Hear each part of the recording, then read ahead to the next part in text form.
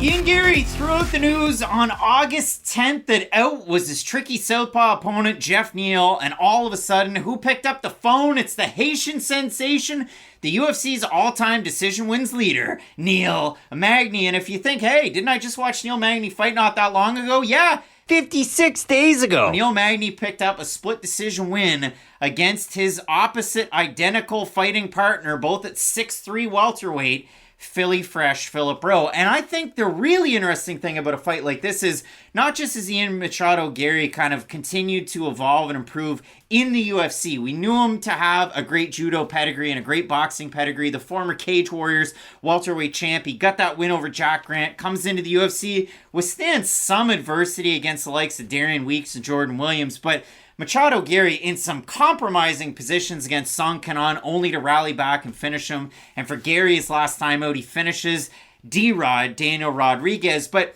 the really interesting thing for Garry in this one is you train at a Killcliff FC, and we've got a lot of Killcliff fighters at middleweight on this card. But Garry specifically brought in Chris Curtis to train for this fight to get ready for Neil Magny. He also did what he said he would do after beating Daniel Rodrigues. I'm going on sabbatical. I'm going down to Brazil. And Garry gets himself ready at Shoot the Box with Diego Lima and Charles Oliveira, all the guys that train down there.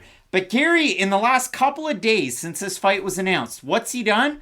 Well, I'm already training in South Florida. Let's bring in Phil Rowe. And he's trained with Phil Rowe to get ready for Neil Magny, Magny's last opponent. So this is going to be a big time fight because for Neil Magny, tough as a $2 steak. He has gotten hit pretty hard in some of these last couple of fights. The two that I always seem to reference, the fight against Max Griffin that Magny won. Every time he got hit clean, he looked like it was over. And against Shavkat Rakhmonov, it wasn't the greatest of showings. We've also seen Neil Magny lose earlier this year against Gilbert Burns, where he got taken down and submitted. But for Magny's last time out against Phil Rowe, outlast, win that split decision. So this is going to be an interesting test for Garry to finally get another one of those ranked guys on his way up. It definitely isn't a Geoff Neal, but Neil Magny had that win over Geoff Neal. So we'll see how Garry is able to assess the fighter that we have in Neil Magny here. I've been on record saying Geoff Neal is like the worst stylistic matchup at 170 for Ian Garry, and I stick by that. I still think that if Geoff Neal fought Ian Garry this weekend, I would have picked Geoff Neal in that. I will say that right now. Because for Ian Machado Garry, he reminds me a little bit of Jaylen Brown for this reason. The things he does well, he does exceptionally well. He finishes at the rim, shoots threes, takes guys off the dribble,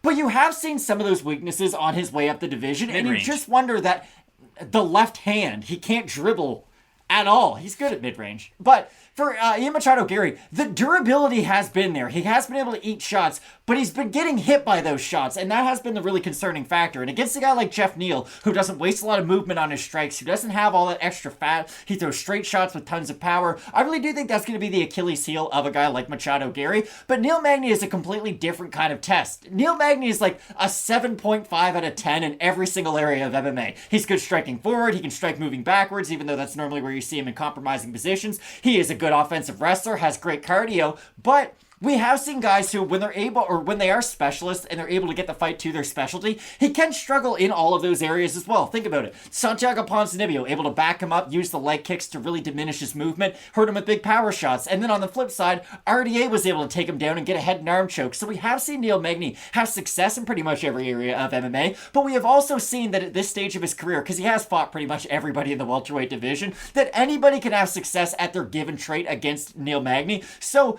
if Ian Machado Garry can keep this fight on the feet and back Neil Magny up against the cage, that's when you will see Magny really have that higher posture, leave the chin exposed, and Garry does have exceptional punching power. For some of the critiques you can have about his game, he's an accurate power puncher who throws great combinations when he is able to work them in, and I don't know if Neil Magny is going to be able to have that game plan of use the Anthony Smith back up, use my front kicks, and try to overwhelm with volume as the fight goes on, because volume can probably hit Ian Machado Garry, but I'm not sure if it's going to be enough to really hurt him and make him change up his own game plan. And Neil Magny's had big spots in the past. Main events against Ponzinibbio, against Chiesa, against Kelvin Gastelum, and that was a fight of the night against Gastelum. You look at it for Magny, on UFC pay-per-view cards, this is his record. He loses to Gilbert Burns. He beats Anthony Rocco Martin in a fight that maybe it'll mirror this one against Garry. He beats Li Jingliang, and he also has a win over Carlos Condit. So Neil Magny, 3-1 on pay-per-view main cards. He lost to Damian Maia on a pay-per-view, but that was prelims. That was prelims. So for Neil Magny, very good record on the main card when the lights are shining the brightest, and this opportunity in Boston is a big one for sure. And if we go back and look at Magny's last performance against Phil Rowe, first round was razor close, and then I thought Neil Magny had won at 29-28, but it was a close fight nonetheless. And if you look at these two guys, I'm not a numbers guy, but maybe once every card or once every couple of cards, I'll bring up the significant strike differential. For Ian Garry in his young UFC career, 6.85 strikes landed per minute to 4.09 absorbed. For Neil Magny, 3.52 landed per minute to 2.25 absorbed. Neil Magny doesn't get hit nor hit clean all that often. He's very durable. His cardio from Elevation Fight Team, I wouldn't say it's legendary, but it is very good, and it's especially tuned in for 3-round fights like this. So I think this is going to be a really good one. Interesting, obviously, for Ian Machado Garry going Florida, Brazil, Florida, and now on really short notice, bringing in Phil Rowe to train with Neil Magny, and then you got that flight over to Boston. So when you look at a fight like this, I'm sure Ian Garry will be favored quite a bit. We have a look at the Topology votes. Surprise to us there, to you. I'm going to say over under 85% Ian Machado Garry in this one. I think it'll be a big favorite, so I'll say over. And it is over, so 567 total votes, 92% Garry, 26% by decision, 64% by knockout. For the 8% that are Magny, 72% by decision. Matt, when it does come down to this one, Neil Magny has been finished by knockout twice in his entire career. But he's been dropped numerous. Like, even you bring up the Kelvin Gastelum fight. Gastelum drops him like 3 times in the last 2 rounds. Because Neil Magny, yes, he might not get hit clean all that often, but when he does, he goes down. And Ian Machado Garry, again, I have a lot of criticisms about his game. If you've watched our videos, you probably think I absolutely hate him. I don't. I just think he does have a chance to be that next big star in the division. So I would prefer to see him fix those holes before he starts to fight guys in the top 5. Do you like Machado Garry now more than you like Jack Della Maddalena after the Basel Hafez fight? No, because Jack Della Maddalena won that fight easily. I know that. Yeah, you can make that face. What? There is a better argument for him having a 10-8 round in the third than any Hafez winning that fight. I stick by that 100%.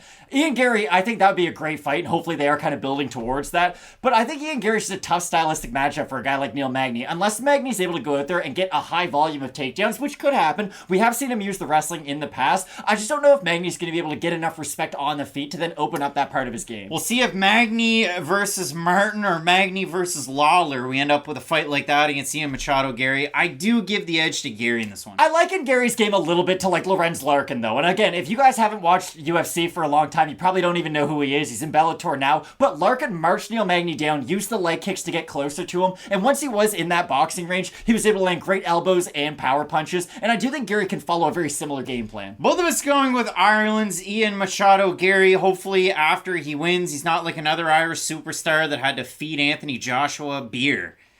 And Conor McGregor. Will that guy fight KSI? Robert Helenius, first of all. Will he fight KSI? Will he fight Michael Chandler? Who knows? He keeps saying Chandler, but coming up this weekend, some big-time fights. 2 title fights up at the top. Zhang Weili taking on Amanda Lemos, Aljamain Sterling, Sean O'Malley. You're not going to want to miss it. Keep it locked in with Fight Night Picks, we always say. Let's get into it.